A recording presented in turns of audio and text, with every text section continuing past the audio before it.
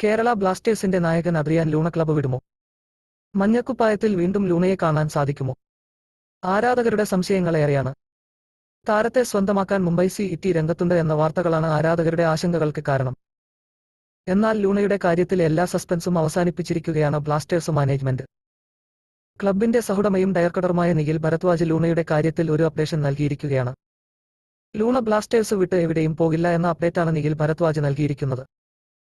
ക്ലബിന്റെ ഉടമയാണ് ഇക്കാര്യം അറിയിച്ചത് എന്നതിനാൽ ഏതാണ്ട് ഔദ്യോഗിക പ്രഖ്യാപനമായി തന്നെ ഇതിനെ കണക്കൂട്ടാം. ക്ലബിന്റെ ഉടമ തന്നെ ലൂണയുടെ കാര്യത്തിൽ അപ്ഡേറ്റ് നൽകിയതോടെ ആശ്വാസത്തിലാണ് ആരാധകർ. അതേസമയം ലൂണയ്ക്കായി വമ്പൻ ഓഫറുകൾ വന്നു എന്നത് സത്യമാണ്.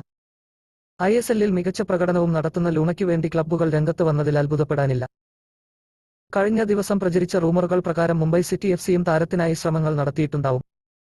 അതേസമയം ബ്ലാസ്റ്റേഴ്സിന്റെ പുതിയ പരിശീലകന്റെ പ്രഖ്യാപനം ഉടനുണ്ടായേക്കും.